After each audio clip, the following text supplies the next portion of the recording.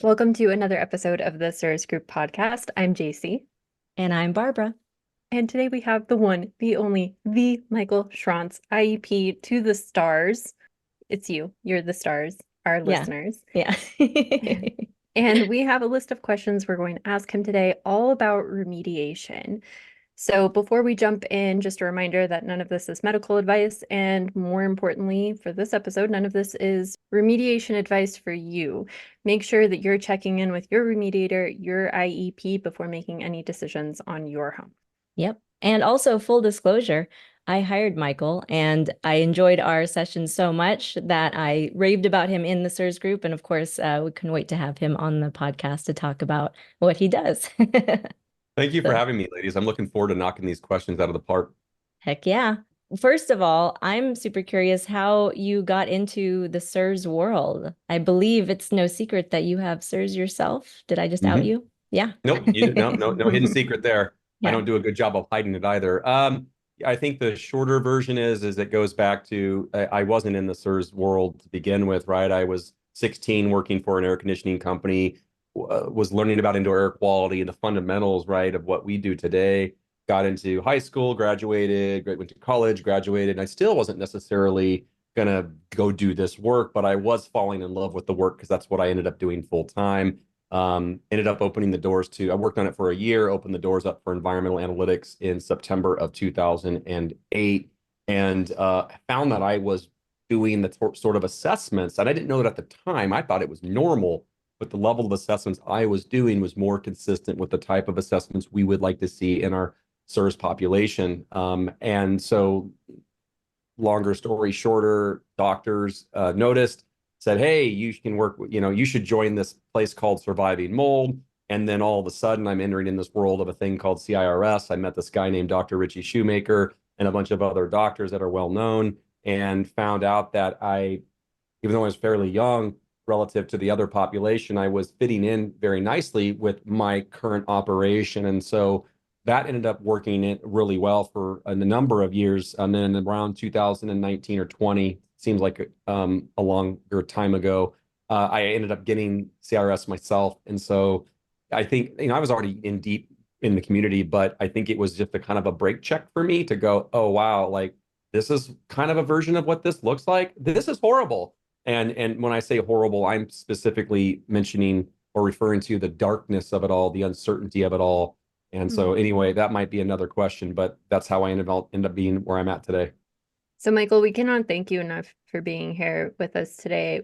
Remediation is, step one of the Shoemaker protocol is getting out of exposure. And so, for a lot of people, it's the hurdle to overcome to be able to get through the rest of the protocol. So, when should a CIRS patient look into hiring an IEP?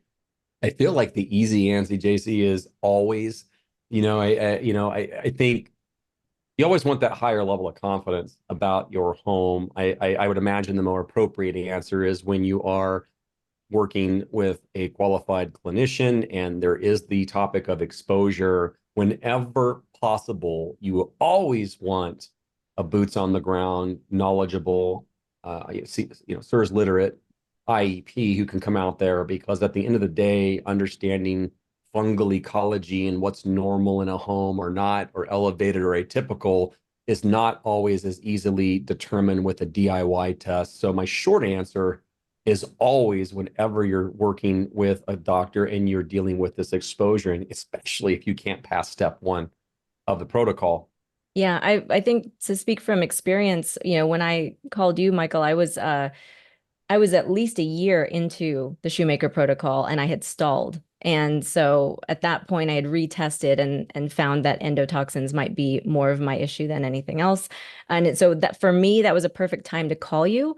Although I will kind of add to what you said, if I had started out with someone, I think maybe that's something that we would have caught a lot sooner, and it wouldn't have taken a health stall to get me to call you. I would have just been healing a lot faster had I done that. Yeah, hindsight, I love the terminology health stall. Hindsight's always 2020. And to your point, yeah, I hear you. And I think part of my challenge is that I work with such a variety of clients, not just boots on the ground, but virtually, because they do lack that local professional, or they don't want, can't afford to spend a a huge sum of money to have the house assessed to the level that, say, all three of us would otherwise want to have happen. And Right. so it really, we say that we always want boots on the ground, but and that's true. But in a majority of cases, we end up doing a lot of DIY virtual help for people because there's just not enough of us. Yeah. And you thankfully in conjunction with CIRSx are doing what you can in that realm to get more people like you, well, not people like you, but people who want to be more like you, educated up to that level to be able to handle remediation and IEP work on the level that it needs to be handled. Yeah, that recent medically important remediation course that just came out, Yeah. hopefully Well, game changing, and we're seeing a lot of positive feedback already. yeah, that's awesome. We'll definitely link that in the show notes for people if they want to check that out. Um, so obviously I kind of know what the process of working with you looks like, but for our audience, what can a patient expect when they call and schedule an appointment with you? Yeah, I think it's in some ways it's similar to like a doctor's visit, right? I mean, the first thing we're going to do is, say, hey, why why are you calling me? And how can we serve you? And get the client's story. It's really important to for the patient. It's this is a fundamentally an important step, but it's important for the patient to see that the IEP is caring and wanting to learn more about what you're talking about. I've had a number of people that have reached out to me, and I said, well, what are you concerned about? They have no clue, or it wasn't even what I thought it was. So I'm talking basic, like, why are we here? Going through the history, going through, what do we know about the home? Who are you working with? A lot of times I'll ask, not to play doctor, but what clinician are you working with? Because if it's a shoemaker doctor, it kind of gives me some insight of what direction we may go, and help me weight the determination of saying, okay, yeah, I think we should do endotoxins, or actinomycetes, or these other sorts of bacteria. And then, of course, once we agree on general rates and a scope, which typically involves walking the home. I usually walk a home 2 or 3 times. First time is a general walkthrough with the homeowner. They like to show and tell, which we love because you can always get little tidbits of things. Then I'll walk it a second time myself, usually with a pair of eyeballs and a flashlight and in what am I seeing? And then the third time I'll probably use an infrared camera and a moisture meter to help me kind of confirm any recent activity of moisture and that sort of thing. And then I say typically as if I never do this, virtually always I will sit down with the client and we'll talk. Okay, here's what I found. Here's what is obvious. You saw it. I showed you. Is this a legal case? No. Okay. Are you curious? Not enough to pay for the test? Okay. Well, then let's talk about whether we want to assume this area should be remediated, or do we need to do additional testing, maybe a wall cavity sample? And so we start talking about this scope of work of intrusive or non-intrusive sampling methods to basically help identify, let's call it microbial sources. And that's often coupled with sampling the environment. See, that's the big question, right? Is, am I being exposed? What's my fungal ecology? And we'll really, I know you ladies are obviously familiar with this, but we get into the questions of like MSQ PCR. Some people know it as like an ERMI sample. We'll get into like endotoxins, which is a different laboratory method, bacteria typically associated with sewage. We'll get into actinos, which, to be honest with you, actinos is a growing field. We're still learning a lot. Right now, we seem to know a lot more about what can shut off of our bodies with actinos than we are able to utilize the data to assess a water damaged building. But we talk about those and we see where you're at. Like, so what are the questions that the client has? What are the questions, assumptions, or concerns that the clinician has? What questions can we answer with sampling that a visual won't do? And we execute that work. When we get done with all that work, there's obviously an interpretation of it all, and then a written report. The written report, if it's done right, will certainly have all the basic stuff that I'm sure everyone would gather: photos, findings, a little history, some methodology, so they understand why you do what you do. But most importantly, it'll have recommendations. And that's where a lot of companies end up falling short, where they'll say like recommendations, they'll say, well, we found a problem, please hire a mold remediation company, follow the standard, and then basically good luck. And while that's not necessarily incorrect, it's not necessarily the most helpful, because you're dealing with a patient that has no clue, maybe has a little brain fog sprinkled in there, and they need guidance. And so an IEP like myself is going to write step-by-step protocol of what needs to be done and get the sequencing right. Not just that you need to remediate, that you need to clean your ductwork, that you need to address your crawl space and clean the entire home. And I'm throwing out some easy ones, but the order of it And then of course, after you write that, the final piece for me is I typically do a report review. So it's surprising how many people I work with virtually who have worked with inspectors in the past, and they don't even have like a post review of the report, which I would think would be like obvious.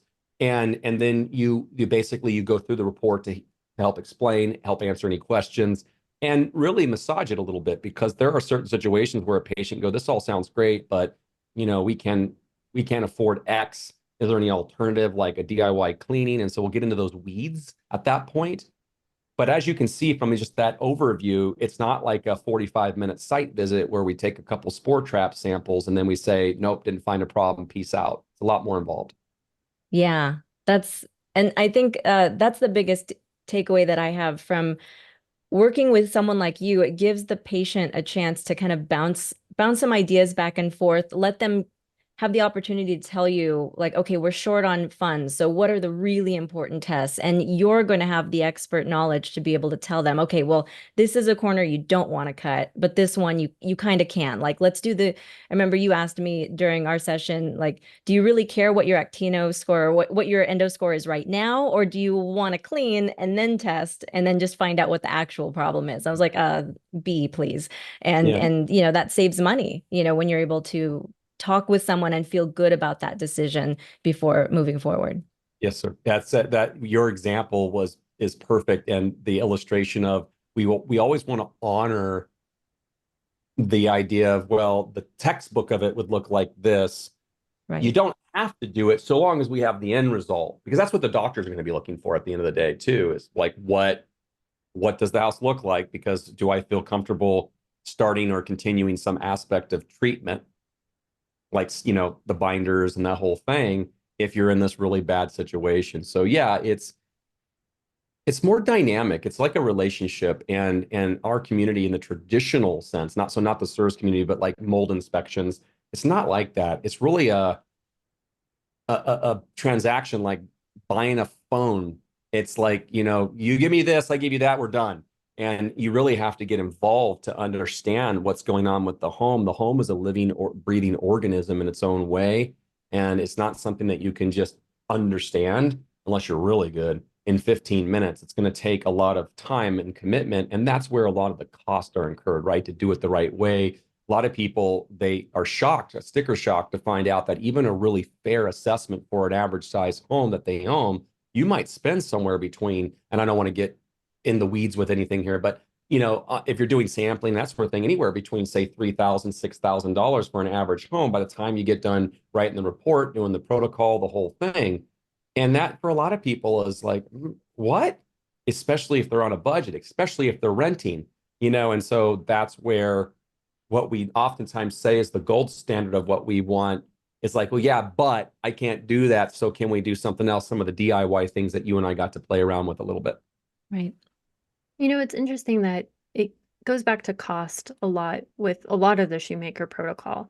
And for me, anytime I've tried to cut corners like on my own without the advice of, an IEP or the clinician, I end up spending more money because I mean, we've heard it in the group. People will get on VIP. It's like $500 a month. And then months down the line, they find out that there's still an exposure. Like they never did the thorough assessment of their home. And so how much money did they waste on, not waste, but how much money did they spend on VIP before it could be as effective as it possibly could be? And Dr. Dorninger always says, do it once, do it right. Right. And if someone brings an IEP on board at the start, make sure that their environment is safe at the start. Personally, I think you're probably going to end up saving money in the long run.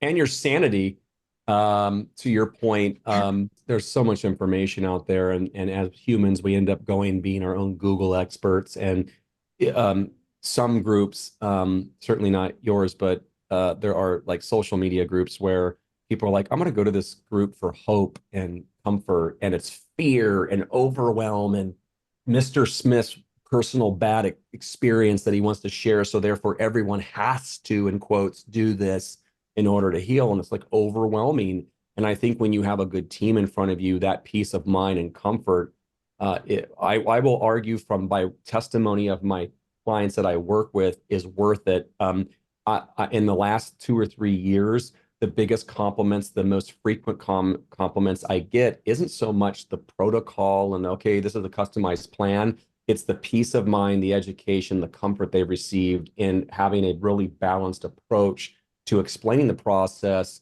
because it can really feel fear-mongering. It can really have the whole limbic vagus, overwhelmed, stimulated, and that whole thing. And I think it's an elephant in the room that our industry is starting to catch up with it. We're seeing more and more people talk about it, but it is kind of traumatizing when even a doctor with the best of intentions who really cares about you and wants your family to be healthy yesterday sometimes comes across to where all you want to do is go live sit in a fetal position in a closet somewhere. Yeah. Obviously I'm revealing some of my cards right now, but that's a real big passion point for me, is not doing that. Yeah. So speaking of, if someone doesn't have an IEP in their area, what would they look for in a remediator if they can't find an IEP? And I'm thinking, like, who would be willing to work with you as a consultant? Yeah, so a couple of things. Most of the time, if you don't have a local IEP, the virtual consultation options that myself and a few others in our community offer is a great substitute. You're going to get a little bit of variation from one IEP to the next, but fundamentally, to learn about your home, educate you, provide you with next steps, some DIY sampling, set you up with protocols, that sort of thing, that ultimately will help you figure out a solution for the remediator that you might end up working with. Maybe you're lucky. Maybe you have a good remediator that's got a good reputation. They took the medically important remediation course. They got the badge listed on their website. And you're like, but I don't really have a good IEP. That's kind of like your next best scenario. But what if they don't have that? And, so a lot of people get deflated because they're like, oh, well, I went online and there's this nationwide company and everyone knows them and they got this bad reputation. It's like, not every brick and mortar, number one, is bad. And number two, a lot of the companies that do the work, you can work with them virtually together to fine tune stuff like, nope, no antimicrobials, nope, we don't fog that. And they're still willing to work with a client, and they weren't horrible. They're just used to the traditional method of remediation. Doesn't mean they're bad. Doesn't mean stay away. It means, are you willing to work with those people with guidance from an IEP like myself virtually so we can train them? I do that probably more than anything else in my line of work, is helping guide people and educate. So it's a very important piece. I think that there are other situations where it's like, okay, fine, Mike, but we try to reach out to you and you're 10 weeks out and we need to answer a week from now or whatever. We just can't do it. And I think if the question is what should they look for in a remediator?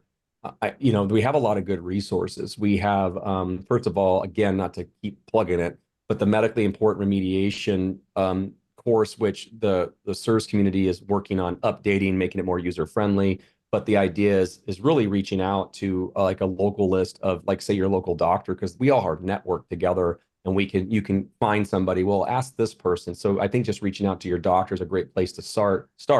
On IEP Radio, the podcast that I host, IEPradio.com, there's a 4-part remediation series. So it's really about education, being an ambassador to know the fundamentals.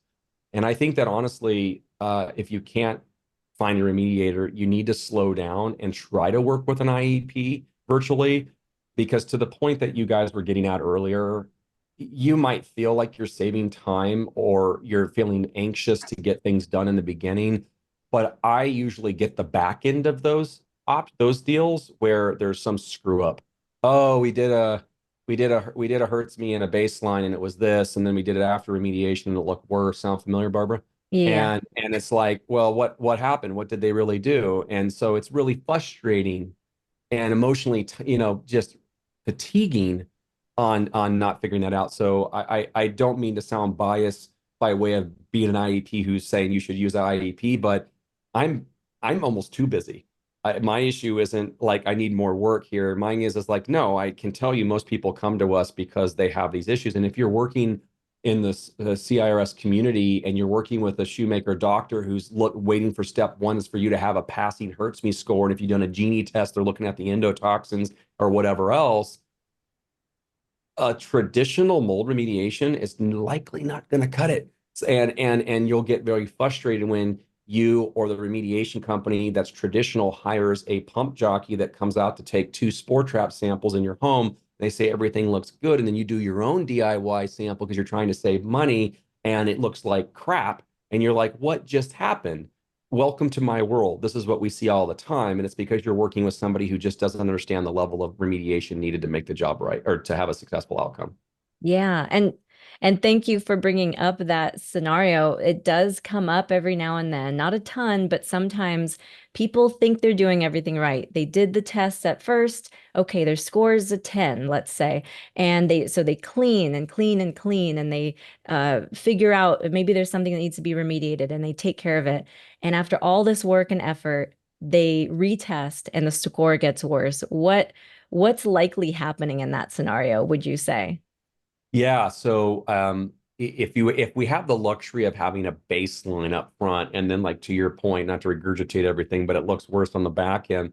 First thing we often wonder is, did the remediation job get botched? Like it actually got worse. They didn't do a good job. They cross-contaminated. I find that that's a low-hanging fruit. The second thing is, did they miss something? Like, oh, well, they did remediation, but they, and again, there's nuances, right? But they forgot about the crawl space and it was moldy, or a similar scenario where, yeah, the crawl space was moldy and we had the sample before they did remediation and there was some communication, but they didn't do proper remediation in the crawl space and they actually sent up big old concentrations of mold in your home. And even though you netted a benefit in the crawl space, you cross-contaminated your home because of a lack of proper engineering controls. And then the other thing we will find from time to time is, I'm well known for being one of the IEPs who's a big promoter of taking outdoor control samples. And we'll get these classic examples where someone will take a baseline of a sample in their home. Usually this is also way more represented in climates that are really cold, although it can happen anywhere. They'll do a baseline like in wintertime, and there's snow on the ground. And that's their baseline. And they've cleaned their house a few times since the baseline, before the baseline. And then they do remediation, but by the time they do it, it's like in the post spring or summer, it's a blooming outside with flora. And there's way more presentation of mold species there. And even though the remediation company may have factually done a really good job, you're assuming because you have a higher Hertz score, because you have those same 5 species that everyone's familiar with are elevated, come to find out they're common where you live, including Stachybotrys, including Aspergillus penicillioides, including Wallemia cb. And you're like, oh crap. So maybe the problem is I don't have an appropriate baseline. Those are typically the 3 things we see that cause what you just asked about. Makes sense. Dang. Those species just roll off your tongue. Yes, that's always impressive. I think I just got corrected like a month ago from some doctor that it's chaetonium, not catonium. But then I saw another guy say catonium, and I'm like, okay, you know what? You all know which one I'm talking about. Yeah, exactly. If you know you can, if you're correcting me, you know which one I was saying. Yeah, exactly. Right. Thanks for wasting 5 seconds of my life. I appreciate that. I'll never get that back. Yeah. So kind of to that point, if someone has remediated and they're testing their home again and they're looking down the barrel of another remediation, or maybe they get their scores back initially and it's super high. Are there situations where it makes more sense for a patient to cut and run, to leave the home, to look for a cleaner space? Yeah. I just had a call about that before we got on. Yeah, it ends up becoming a personal choice, isn't it? Because in the case, and I'll just use this client that I just got off the phone with this morning in California, where he's working with a doctor, and it happens to not be a shoemaker doctor, but it's their kid, and they've been dealing with mold since 2020, 21. And he reached out to me about a year ago, and he's already like involved with past remediation and inspectors and spending like $30,000, $40,000 in remediation. And he's reaching out to me because we said, hey, listen, it's been like a year since you sampled. Why don't we just see where you're currently at so that we don't make any assumptions? And of course he did. And we helped him do some as is sampling, like just what's your environment look like. We had him do an outdoor control. And after reviewing it, his indoors looked crappy. In fact, interestingly enough, he said, I went through and I go, this one in particular, it's got like a higher count of catonium. It's like 59 or 58. On the dust sample, which is kind of like a red flag of what's going on. And turns out that one zone was a zone that they had the worst mold remediation done a year ago. And so we were talking about that, and it became this, the shorter version is, was it because they did a bad job remediating physical three-dimensional mold? Maybe. Was it because they didn't do a really good job cleaning afterwards? Maybe. Was it because there's another source in the home that has nothing to do? Maybe. But, I kind of like my other version because I could tie it easier. And what he kind of explained to me is it's like, I just got to be honest with you. I feel like kind of want to cut and run. The emotional experience of this is causing a lot of stress to our family. And I'd rather disclose the problems of the home and take a 30, 40K hit potentially in the market that he's in and have a reset peace of mind, maybe. Oh, we haven't talked about the jumping from the frying pan into the fire yet, but he's so done with it that some people, it makes more sense for them to cut and run. So for me, the shorter version is it really is a personal decision because we'll help you do it. It's just a matter of how much money you want to spend. And we don't know how complicated your house is, but for enough money, we can eventually find out. And of course, the question becomes, well, how much money is it going to take? Like, we don't know, but we'll let you know if it fails. And we go to the next step, and then we go to the next step. And I don't mean to be so, random about the, or make up, it's not always like that. That's more of a rare thing. But I think in that situation, it becomes, an opportunity for them to hit the reset button and then work with hopefully a realtor who knows how to help them find a new home and minimize buying limits. Yeah.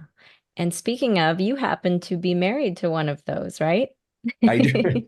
I do. So Yeah. my beautiful wife, Jennifer, she is a realtor, actually also to a designated broker, and she's in Tucson with me. However, she just did a recent last CIRS conference in Boulder. She spoke about, and that I believe that episode or that basically that presentation is available for free on the CIRSx website.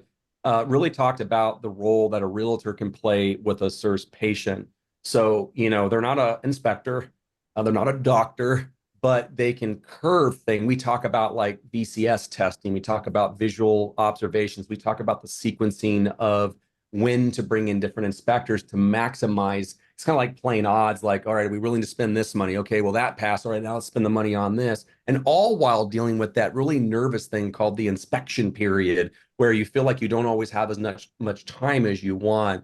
So, a shameless plug for my wife is, first of all, if you're working with a realtor and you're in another part of the country, no problem. Take a look, go to CIRSx, and you'll find that episode in the Boulder conference, and you can listen to that and educate. I also have her on IEP Radio, episode 25. So there's, again, free resources to help teach and put in the work. And if you're one of those people that are like, well, I know that Jen can't help me buy or sell a home in New Jersey, but maybe she can help me find somebody, I'm sure my wife would be more than happy to help you with that process. But bigger than that is making sure that you do work with somebody who takes your health concerns seriously and is not just, let's call elephant in the room, is not just focused on that commission.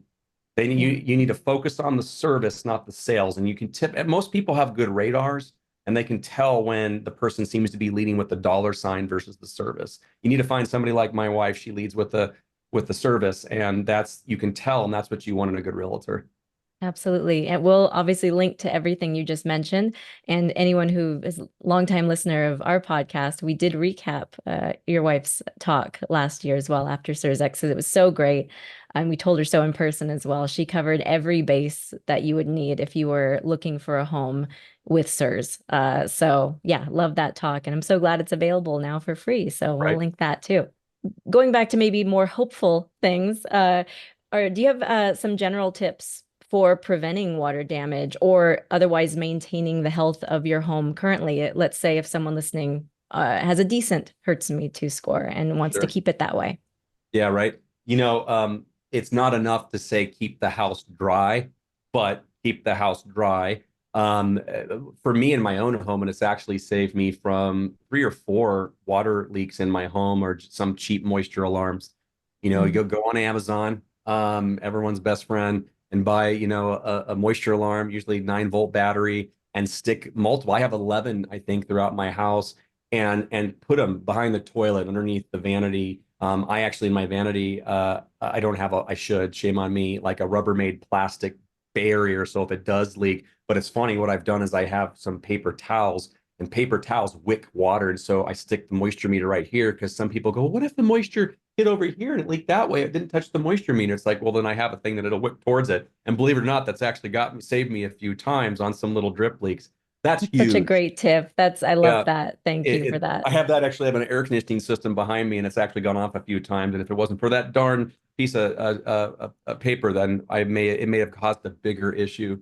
The other thing is, I think, a maintenance. It's, whether you live in Arizona, dry state, or you live in Florida, humid state, maintenance on your air conditioning system is paramount. It seems like a lot of people kind of treat it like the engine of their car. They know it's there, but it's like, it kind of just takes care of itself. I just fill it with gas every now and then. And that the equivalent is I just change the filter every now and then, if you do change the filter.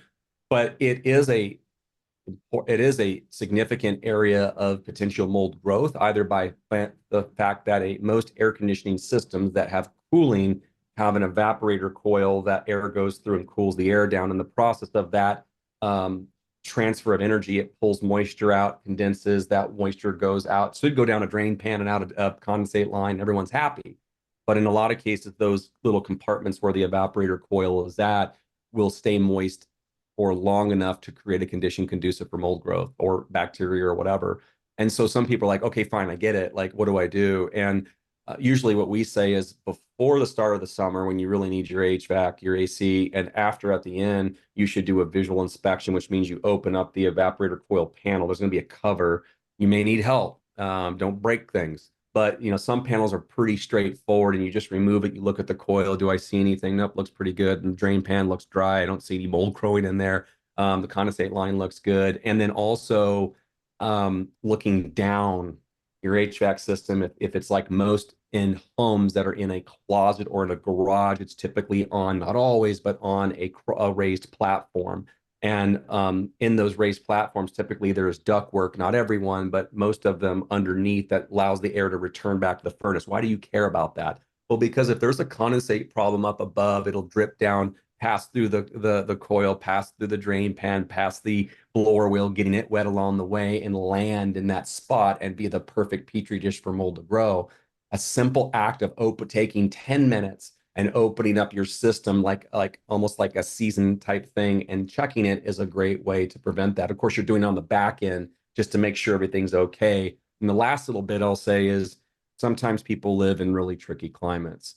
And they're like, Mike, I know what you're saying. And fundamentally, like, I want to have an HVAC system that, doesn't have mold growing in it. But it's just really, we live in Miami, Florida, and it's really hard. And we talk about, we're not big fans of UVC light for many things because we're not trying to kill mold when we deal with prevention, but we do like UVC light for the prevention of growth or germination of mold in the first place.